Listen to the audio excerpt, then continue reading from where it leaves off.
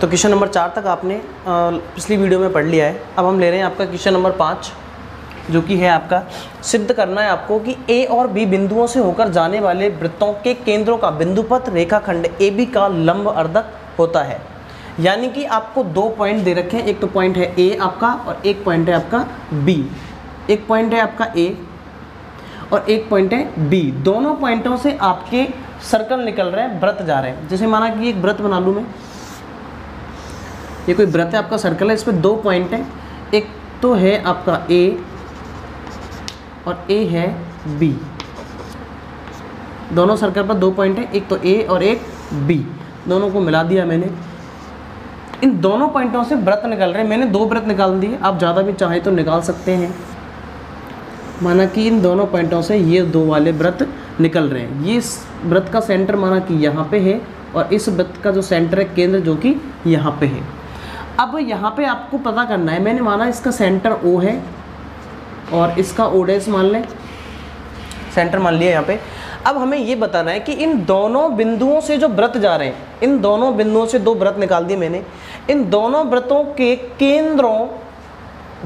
केंद्रों का बिंदुपथ, इन दोनों के वृत्त जो है, इन दोनों के केंद्र का जो बिंदुपथ होगा, ये वाला केंद्र का जो बिंदुपथ होगा, केंद्र का बिंदुपथ रेखाखंड ए बी का होगा लंब अर्धक। रेखाखंड ए बी का है, ये वाला जो ए बी रेखाखंड है उसका ये वाला ओ डैश, ये ओ डैश इस ए बी को इक्वल पार्ट्स में डिवाइड करेगा, पहली चीज़। दूसरी चीज़, यहाँ पे कितनी डिग्री का एंगल बनाएगा, 90 डिग्री का एंगल बनाएगा, यानी कि परपेंडिकुलर होगा, लंब होगा। देखिए, यानी कि आपको प्रूव करना है कि यहाँ पे जैसे कोई पॉइंट डाल दूँ P, C डाल दें कि AC इक्वल है किसके, BC के। एक चीज़ तो ये प्रूव करनी है आपको कि रेखाखंड AB का अर्धक है, अर्धक प्रूव करना है, यानी कि AB रेखाखंड को इस O डैश जो है उस AB को आधे आधे भागों में बांटता है, यानी कि इक्वल पार्ट्स में डिवाइड करता है। पहली चीज़ तो ये प्रूव करनी है। दूसरी चीज़ आपको बताना है कि लंब पर है, यानी कि 90 डिग्री एंगल बनाता है, यानी कि O डैश परपेंडिकुलर है किस पर, AB पर। ये भी आपको प्रूव करना है। तो दोनों चीज़ें आपको प्रूव करनी है। देखिए इसका प्रूफ में क्या है, क्या करेंगे, इसके लिए हमने क्या किया, कोई भी 2 ट्रायंगल ले लीजिए, ऊपर ले लें चाहे नीचे ले लें, कोई दिक्कत नहीं है। और मैंने ए को ओ डैश से ज्वाइन करा दिया, सेम ऐसे ही बी को भी ओ डैश से ओ डैश नहीं, ओ से ज्वाइन मिला दिया यहाँ पे। अब यहाँ पे देखिए इस डायग्राम में जो हमने ए को ओ से मिलाया है, तो ओ ए है, ये बन गई सेंटर से और सरकमफेरेंस, यानी कि केंद्र और परिधि के बिंदुओं को मिलाने वाली रेखा जो होती है वो होती है आपकी त्रिज्या। तो यहाँ पे ओ ए हो गई इस सर्कल की, इस वृत्त की त्रिज्या। ओ ए इस वृत्त की त्रिज्या है और ओ बी भी आपकी वृत्त की त्रिज्या है। और त्रिज्याएं किसी एक वृत्त की सारी त्रिज्याएं कैसी होती हैं, इक्वल। तो ओ ए और ओ बी दोनों कैसी हो जाएंगी, इक्वल। और 2 बिंदुओं से इक्वल डिस्टेंस पर जो पॉइंट होता है वो इन दोनों बिंदुओं को मिलाने वाली रेखा का होता है लंब सममित भाजक, थ्योरम 10.1 या पढ़ चुके हो। सेम वही चीज़ है यहाँ पे। अब ये मिलाने के बाद आपके 2 ट्रायंगल बन गए, एक तो ये वाला और एक ये वाला। मैंने इन दोनों ट्रायंगलों को ले लिया। देखिए कैसे, इन ट्रायंगल, इसका नाम है AOC एंड ये वाला ट्रायंगल है इधर वाला BOC, ट्रायंगल BOC। दोनों ट्रायंगलों को ले लिया मैंने। पहला तो है आपका AOC, दूसरा है आपका BOC। अच्छा, दोनों ट्रायंगलों में देखिए, सबसे पहले तो AO इक्वल है किसके, OB के। AO इक्वल है OB के, ये आपको दिया हुआ है क्वेश्चन में, गिवन है। कि क्वेश्चन ये कह रहा है कि ये क्वेश्चन में ये OA और OB दोनों क्या है, रेडियस, त्रिज्या है। त्रिज्याओं की वजह से ये दोनों कैसी हो गई, समान। पहली चीज़ तो ये इक्वल हो गई। और आपको पता होगा किसी भी त्रिभुज में यदि त्रिभुज की 2 भुजाएं समान हो, यानी कि आइसोसेलेस ट्रायंगल हो, समद्विबाहु त्रिभुज, तो यानी कि अपोजिट एंगल भी कैसे होते हैं, समान, यानी कि सम्मुख कोण भी कैसे होते हैं, समान। तो यहाँ पे ये वाला कोण इस भुजा के सामने ये वाला कोण और इस भुजा के सामने ये वाला कोण दोनों कैसे हो जाएंगे, इक्वल। इसका नाम दे दें इसका नाम देंगे तो ये हो जाएगा OAC, एंगल OAC इक्वल होगा एंगल किसके, ये वाला एंगल का नाम है OBC के, एंगल OBC के, ये इक्वल हो जाएगा। अच्छा, पहली चीज़ तो इक्वल हो गई, OA इक्वल है OB के, OA इक्वल है OB के। दूसरी चीज़ ये इक्वल होगी कि ये वाला एंगल और ये वाला एंगल दोनों कैसे हो गए, इक्वल। अच्छा, अब देखिए यहाँ पे जो OC साइड है, OC ये दोनों में सेम काम में आ रही है, इधर इस वाले ट्रायंगल में भी काम में आ रही है और इस वाले ट्रायंगल में भी काम में आ रही है, तो OC इक्वल OC। अच्छा देखिए, तो तीन चीज़ काम में आ गई इसमें, एक दो साइड काम में आई है और एक एंगल काम में आया है, तो साइड एंगल साइड से दोनों ट्रायंगल कैसे हो गए, कॉन्ग्रेंट, भुजा कोण भुजा से, भुजा कोण भुजा रूल से दोनों ट्रायंगल कैसे हो गए, कॉन्ग्रेंट हो गए, यानी कि सर्वांशंग हो गए। Triangle AOC congruent triangle BOC, दोनों ट्रायंगल कैसे हो गए, कॉन्ग्रेंट हो गए, सर्वांशंग हो गए। और यदि दो त्रिभुज दो त्रिभुज यदि सर्वांशंग हो जाते हैं तो इनकी बाकी चीज़ें भी सीपीसीटी रूल से कैसी होती हैं, इक्वल। तो यहाँ पे देखिए, यहाँ पे इसका AC साइड और इस ट्रायंगल की BC साइड दोनों क्या कह सकते हैं हम, इक्वल। AC को इक्वल कह सकते हैं किसके, BC के, बाई CPCT रूल। अच्छा, और क्या कह सकते हैं, हमें दो चीज़ ये इक्वल करना था कि AC इक्वल BC, ये आपका हो चुका है। अच्छा, अब देखिए हम ये भी कह सकते हैं कि ये वाला एंगल और ये वाला एंगल, ये दो, जैसे मैं इसको डार्क करूँ थोड़ा, ये वाला एंगल और ये वाला एंगल कैसे होंगे, दोनों इक्वल। यहाँ पे C पॉइंट है आपका। अब ये वाला एंगल और ये वाला एंगल इक्वल है और ये दोनों लीनियर पेयर भी हैं, रैखिक कोण, रैखिक युग्म। तो यहाँ पे देखिए इन दोनों का जो योग होगा वो कितना होगा, 180 डिग्री। माना कि ये कोई लाइन है तो यहाँ पे कोई पॉइंट ले लूँ, ये वाला जो कोण होता है वो कितना होता है, 180। इन दोनों भागों में बांट दूँ और पहले तो दोनों को इक्वल प्रूव कर दिया कि दोनों इक्वल है। जैसे इसका नाम दे दूँ मैं एंगल 1 और इसका नाम दे दूँ एंगल 2, तो एंगल 1 और एंगल 2 को भी क्या कह सकते हैं हम, इक्वल। ये कहाँ से, ये भी वही सेम बाई CPCT। अच्छा, पहली चीज़ तो ये दोनों एंगल इक्वल हो गए और दोनों एंगल का सम क्या होगा, 180। एंगल 2 का और 1 का कितना होगा, 180, 180 डिग्री। अच्छा, 2 भी किसके बराबर है, 1 के, तो एंगल 2 की जगह पे भी हम क्या रख सकते हैं, एंगल 1। तो ये हो जाएगा एंगल 1 प्लस 2 की जगह पे भी रख दिया एंगल 1, ये हो गया 180। एंगल 1 और एंगल 1 ये हो जाएगा 2 एंगल 1 इक्वल 180। यहाँ पे एंगल 1 की वैल्यू फाइंड करेंगे, 2 का डिवाइड हो जाएगा तो एंगल 1 की वैल्यू क्या आ जाएगी, आपकी आ जाएगी 90। जब एंगल 1 90 है तो एंगल 2 भी कितना होगा, 90, क्योंकि दोनों कैसे हैं, इक्वल। ये आपका क्वेश्चन हो चुका है। यदि चाहे तो डायरेक्ट भी कर सकते हैं कि दो, ये जो है पॉइंट O जो है वो A से और B से इक्वल डिस्टेंस पर है और इक्वल डिस्टेंस पर है तो दो पॉइंट से इक्वल डिस्टेंस पे जो पॉइंट होता है उसका लोकस होता है, वो दोनों पॉइंट को ज्वाइन करने वाली लाइन को परपेंडिकुलर बाइसेक्ट करता है, यानी कि लंब समेत विभाजित करता है। आप चाहें तो ये वाली लाइन भी इसमें लिख सकते हैं, ऐसे इधर से भी लिख सकते हैं O डैश की तरफ से कि इधर से मिला देंगे तो इस वाले सर्कल की त्रिज्या बन जाएगी, वही सेम बात इसमें भी हम लिख सकते हैं। ये क्वेश्चन आपका हो चुका है।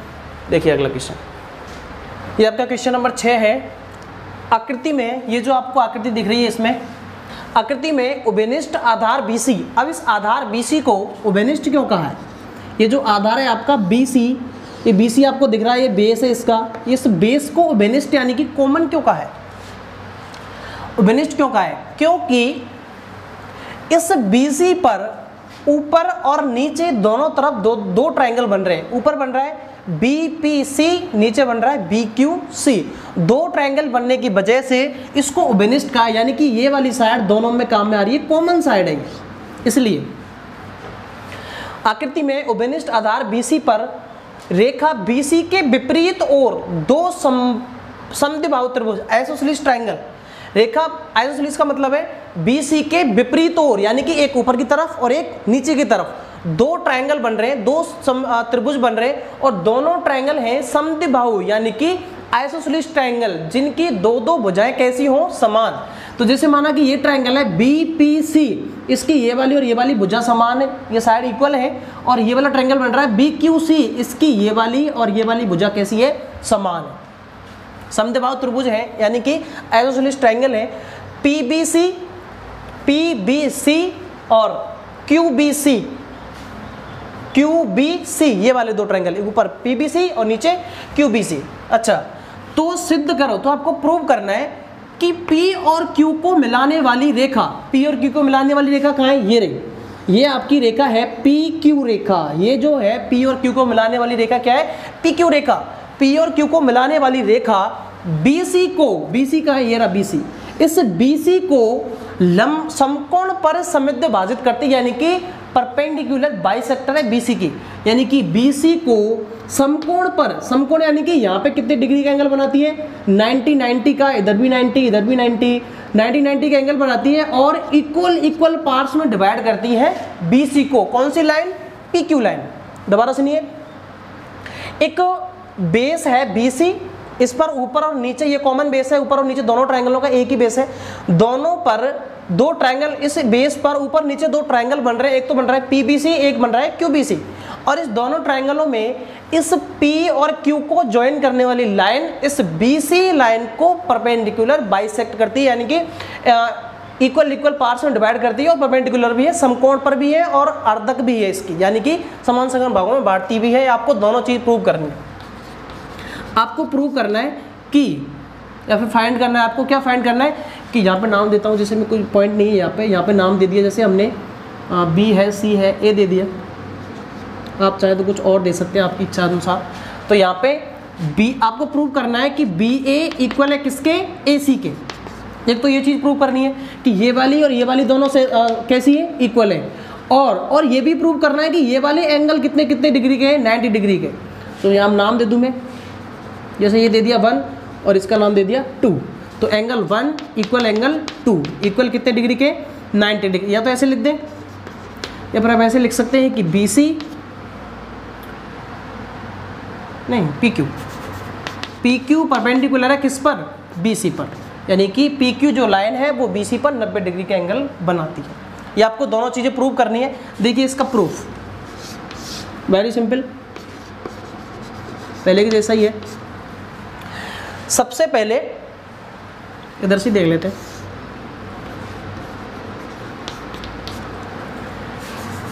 इस वाले ट्रायंगल में वही सेम प्रोसेस है, वही दो ट्रायंगल ले लो, एक ये ले लिया, एक ये ले लिया। इन ट्रायंगल जो पहले वाला क्वेश्चन था उसके जैसा ही है, बिल्कुल सेम। इसके आगे वाला वो भी इसके जैसा ही है, सेम।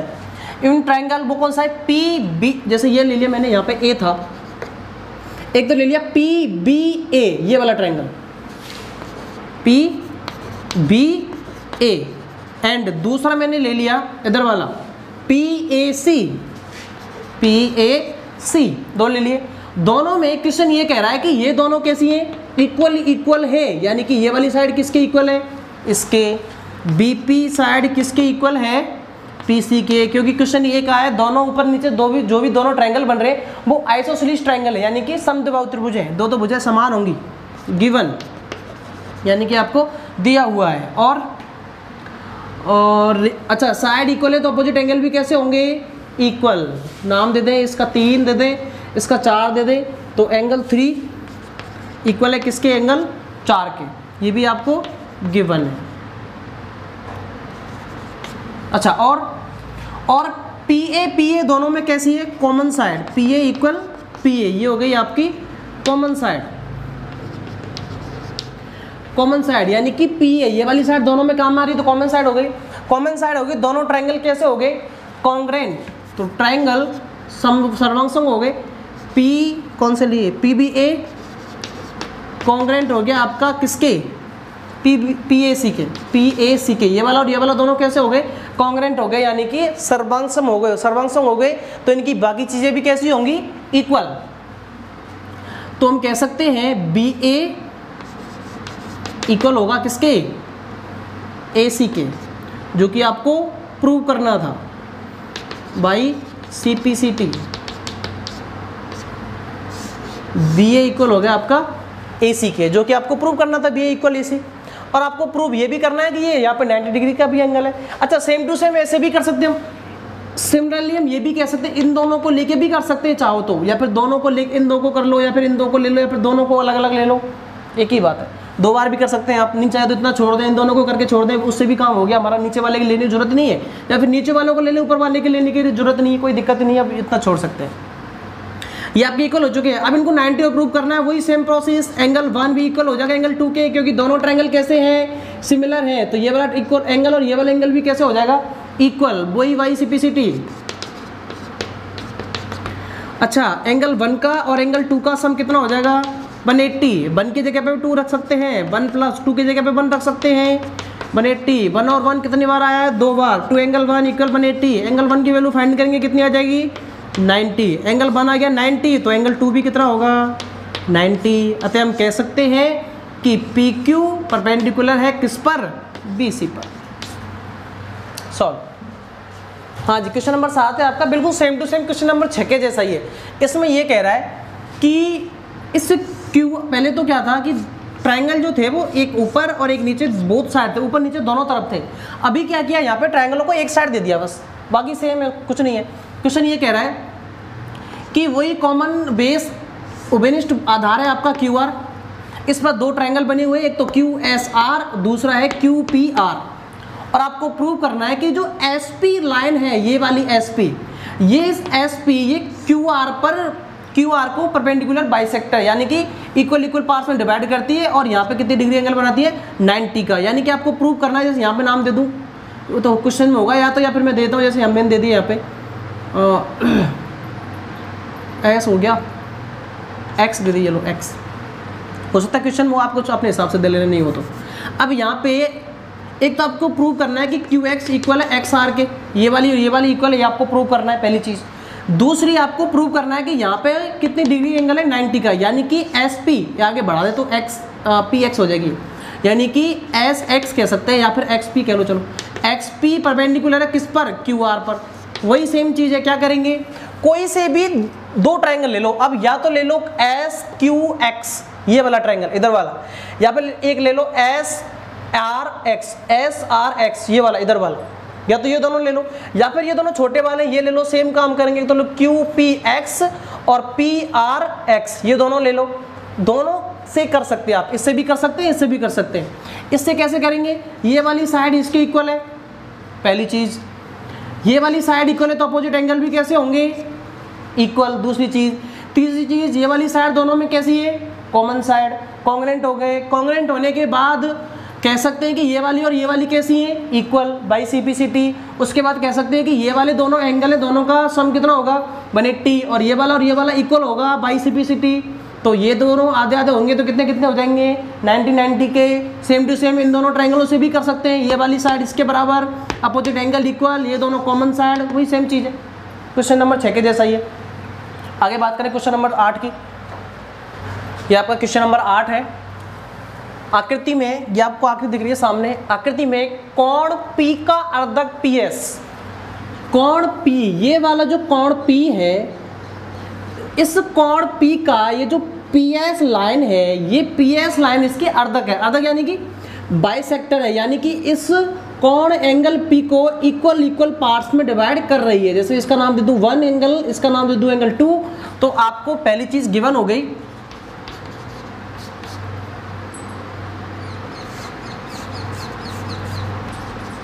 अच्छा, आपको गिवन यहाँ पे सबसे पहले तो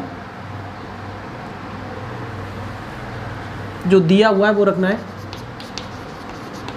गिवन क्या क्या आपको क्या क्या दिया हुआ है, एक तो दे रखा है कि एंगल 1 इक्वल है किसके, एंगल 2 के, क्योंकि जो PS है क्वेश्चन में दे रखा है आकृति में एंगल P है ना, ये वाला एंगल P अर्धक है PS का, यानी कि ये PS है, इसका बाइसेक्टर है। ये PS इस एंगल P का बाइसेक्टर, इस एंगल P को इक्वल पार्ट में डिवाइड कर रहा है। इसका मतलब एंगल 1 और एंगल 2 आपके दोनों कैसे हो गए, इक्वल। एंगल 1 और एंगल 2 आपकी इक्वल हो गए, और इसमें और क्या आगे देखिए, अर्धक PS, ये वाला PS भुजा QR को S बिंदु पर प्रतिच्छेद करता है, यानी कि इस QR पर, ये QR है, इस पर S बिंदु पर काटता है PS। ठीक है जी, आगे देखें, तथा SN परपेंडिकुलर PQ, SN ये वाली SN इस PQ पर परपेंडिकुलर है, यानी कि 90 डिग्री का एंगल बना रही है, यहाँ पे लंब पर है ये वाली। अच्छा, और ये भी लिख दें, आपको ये भी गिवन है आपको, SN परपेंडिकुलर किस पर, PQ पर।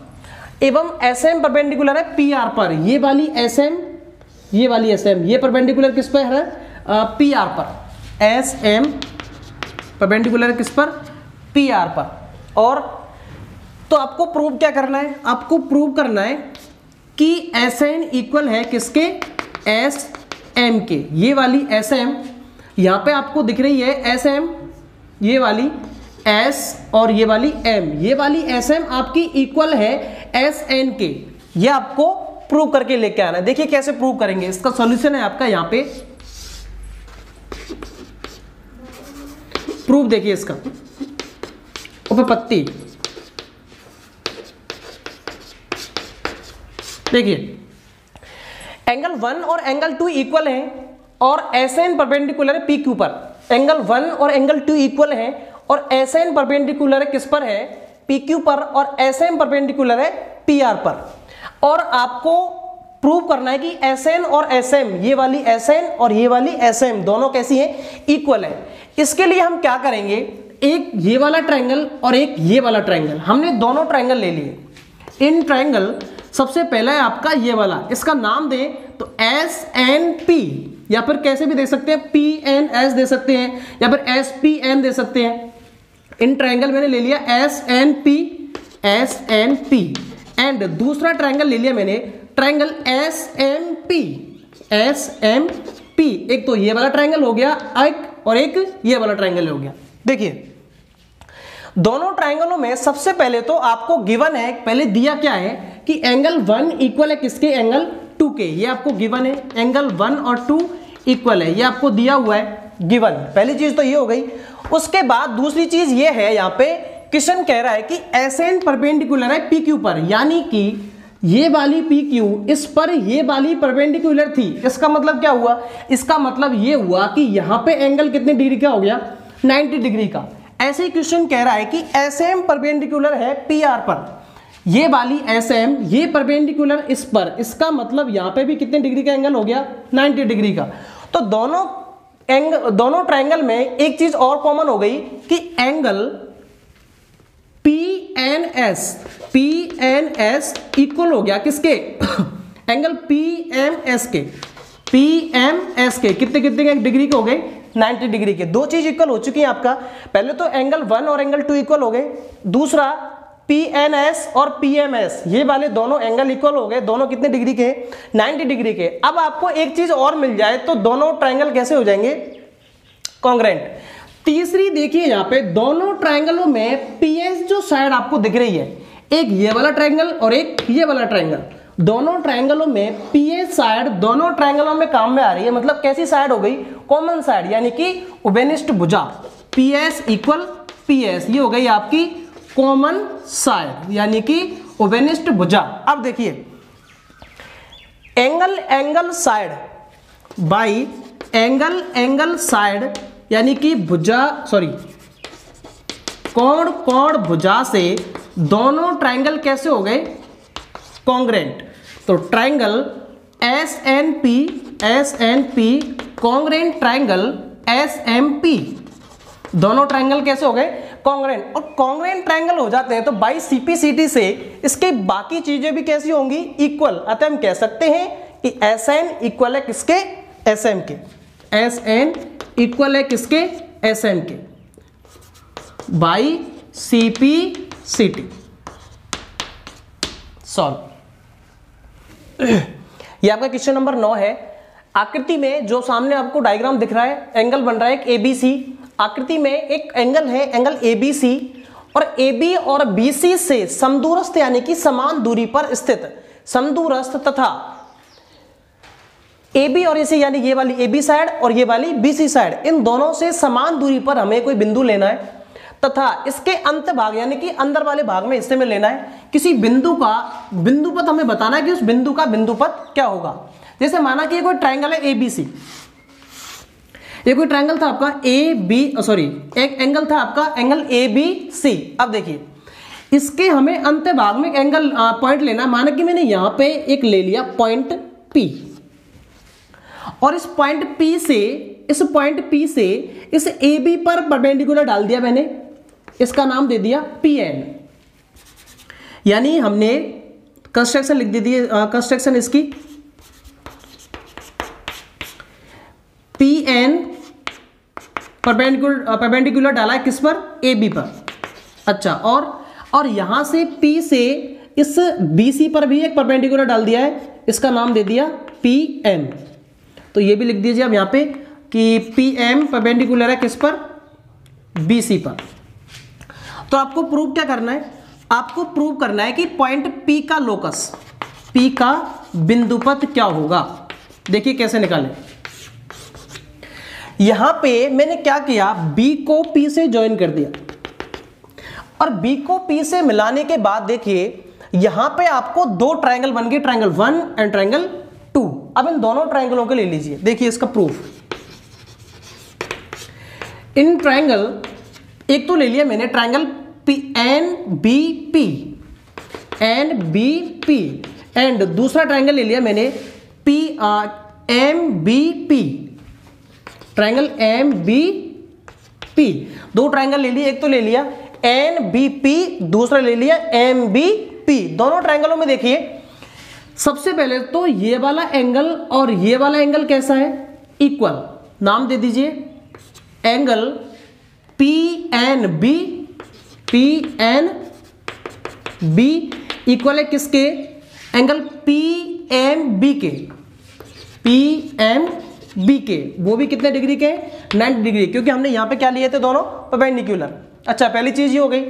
दूसरा, दोनों में देखिए ये वाली जो साइड है, ये वाली साइड, ये दोनों में कैसी है, कॉमन साइड, क्योंकि ये वाली साइड इस वाले ट्रायंगल में भी काम में आ रही है और इस वाले ट्रायंगल में भी काम में आ रही है। इसका नाम दे दीजिए बीपी इक्वल बीपी। ये हो गई आपको कॉमन साइड, यानी कि उभयनिष्ठ भुजा।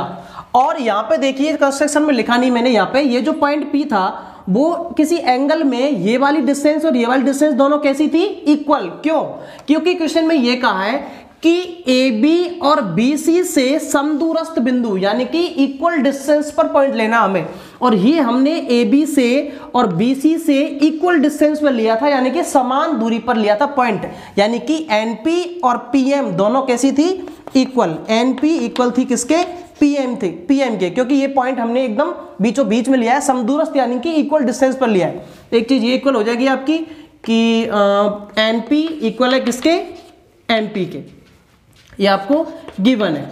अब देखिए एक तो राइट एंगल काम में आया है, एक हाइपोटेन्यूज काम में आया है और एक साइड काम में आई है। तो वाई आर एच एस यानी कि समकोण कर्ण भुजा से, समकोण कर्ण भुजा यानी कि राइट एंगल हाइपोटेन्यूज साइड से दोनों ट्रायंगल कैसे हो गए, कॉन्ग्रुएंट। तो ट्रायंगल क्या क्या लिए थे, N B P congruent triangle, दूसरा कौन सा है, एम बी पी। दोनों ट्रायंगल कैसे हो गए, कॉन्ग्रुएंट। यदि दोनों ट्रायंगल कॉन्ग्रुएंट हो चुके हैं तो बाकी चीजें भी सीपीसीटी रूल से कैसी हो जाएंगी, इक्वल। तो हम कह सकते हैं, क्या कह सकते हैं कि ये वाला एंगल और ये वाला एंगल कैसा है, इक्वल। इसका नाम दे दूं 1, इसका नाम दे दूं 2, तो एंगल 1 इक्वल है किसके, एंगल 2 के। और एंगल 1 और 2 इक्वल हो गए तो हम कह सकते हैं कि ये वाला जो बीपी लाइन है, बीपी लाइन वो इस एंगल ए बी सी का क्या हो गया, अर्धक यानी कि बाइसेक्टर। अतः तो इसका जो बिंदुपथ होगा वो क्या हो गया, वो हो गया इस एंगल ए बी सी का बाइसेक्टर। अतः बिंदु P का बिंदुपथ कोण ABC, एंगल ABC का होगा अर्धक यानी कि बाइसेक्टर। सॉल्व।